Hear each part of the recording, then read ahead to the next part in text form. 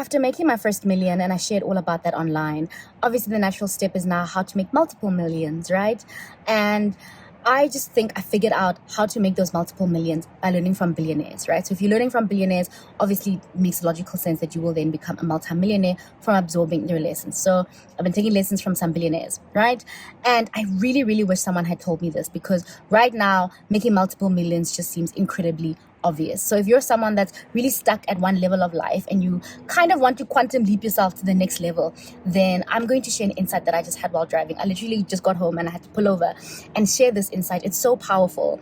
And I basically reverse engineered my success the first time around, right? That I leaped from zero. I mean, to make a million as a self-employed person is a lot more different. I was working as an engineer, quit my corporate career because I felt like that was a very slow way to become a multimillionaire. You can definitely become a multimillionaire as an engineer, but it just would take so long. And I was like, there must be a quicker way. And for me, entrepreneurship can be. Obviously, you can fall flat on your face as an entrepreneur, or you can hit it big, right? So my goal in life is to hit it big and not be a flop and a failure. And so far, I think I'm on the right track. So if you ever wanted to know how people who made a million and now are thinking of how do I make multiple millions think, and how my plan to get there, I'm just going to share that with you today. So you heard it first. I'm going to be a multimillionaire, and you heard it first, and I'm going to tell you exactly how I'm going to get there. So it's very important in life sometimes to reverse engineer your success. There's nothing worse than getting successful or winning at something and then not knowing what it is that led you to that win. So I'm reverse engineering my success, and I said, how was I able to make R1 million as a freelancer while so many people are struggling to just even land their very first client? People that are smarter than me, more talented than me, have more experience than me, are struggling at this freelancing thing. And when I reverse engineer the success, it's because you've got to, whatever level you're at, this is the summary of this video. Whatever level you're at, you've got to learn from and absorb material from people one level ahead of you, right? Like if you're an employee, you've got to read the books that your manager is reading, the books that your boss is reading. If you understand what your manager and your bosses want and how they think, you will naturally rise up to the challenge as an employee, and you'll probably get promoted faster. So the summary of this video is whatever level you're at, you've got to operate and learn from people at the next level. So how I did this, let me tell you how I did this. How I got to my first million as a self-employed person, right? Which is not easy to do. In corporate, it's a lot easier to get R1 million growth salary in a year. But as a self-employed person, you're basically doing that 10 Rand at a time, pretty much, you know? So what I did was, the mistake that a lot of people make who get stuck at zero and get stuck at broke when you're trying to make money online, that's how I made my money, all online, is what I did, right? I started off just Googling how to make money online and watching those videos and spending a lot of time learning from YouTubers who were giving me these lists of apps and websites to try. But I never even stopped to question that, are the people that I'm learning from successful at this thing, you know? So I spent a lot of time consuming these lists. Here are 10 websites to make something. Here are 10 websites. And I really, really wasted a lot of time. But I had no skills to offer, right? All I had was an engineering career, and I didn't want to do it anymore. So I had nothing else. I had nothing. So what do you do when you have nothing to offer?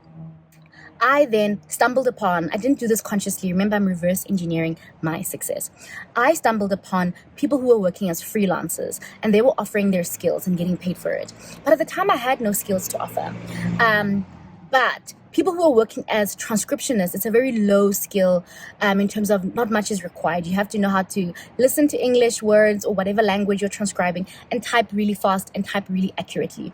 It does require a skill, but it's a very entry-level skill that most people, if you're English speaking and you're good at English, you can do it.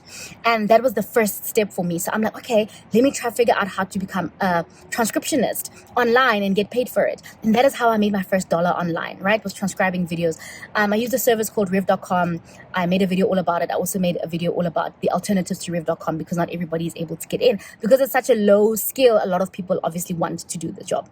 Anyway, that was a big unlock for me, because it went from just trying to find some random website. What I was really looking for was like a slot machine where if I put my time in, I would, I just wanted free money basically. And I think a lot of you guys who look for these apps, surveys, sites to make money, you're looking for mahala money, like free money. You just want to do nothing and get something. And unfortunately, life doesn't work that way. So you need to realize that. That's the first thing you need to realize if you're at zero, that you can't get something for nothing. You have to have something to offer. So you can have a low skill like transcription. The problem with transcription, because it's a low skill and anybody could do it, and now AI can do it very easily, so transcription isn't that great of a career anymore, is that you can't you're capped in terms of how much money you can charge per hour. And so after some time, I realized this is not sustainable. I was making only like maximum 12,000 Rand a month with all my time and effort in this entire world just to make 12K.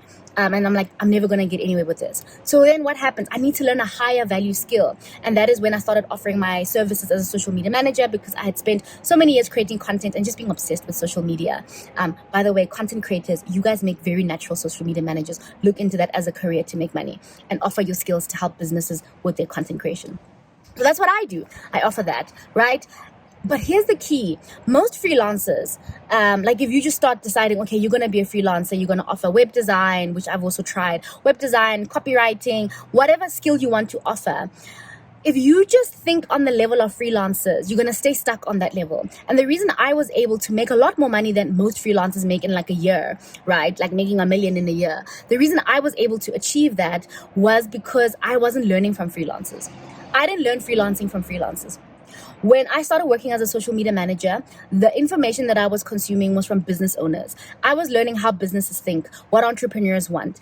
And so the clients that were hiring me, I was learning from what they're trying to accomplish in this life. Remember, I said, if you're an employee, try to think of what your boss is wanting to achieve or whatever. So that's what I was doing. I was working as a freelancer, but thinking like a business owner. And therefore, I was able to deliver amazing results that made business owners very happy and made them pay me a lot of money. And now that I run a business, right? So I have my own business. I have an education company. We create a lot of courses. My main course right now that I'm pushing is my social media management course, because that's the career I succeeded in. But I intend on doing bigger things with this company and just bigger things in business in general, because now I realize that as a freelancer, you get, like, making $1 million is very tough. And now to get 10 million as a freelancer in a year, that's going to be very, very hard to accomplish, right? And so it makes more sense now to have a business of some type. Now, a lot of people will tell you, start an agency. I might do that. I'm thinking about it. I'm trying to think, what is the next level? If you've made 1 million, how do you make 10 million? And I'm already at the business owner level, right? Because I sell a course, I make money, I'm a freelancer, I have a business. I need the next level. And currently right now, the next level for me is to learn from people who invest in businesses, people who buy and trade and sell companies. That's what people who do mergers and acquisitions, that's their job. Their job is just there are people who all they do all day, every day is buy, trade, and sell companies. Now, don't you think that if I'm learning how people who buy, trade, and sell companies, how they think, won't that make me better at the level that I'm currently at, which is as a business owner? It will.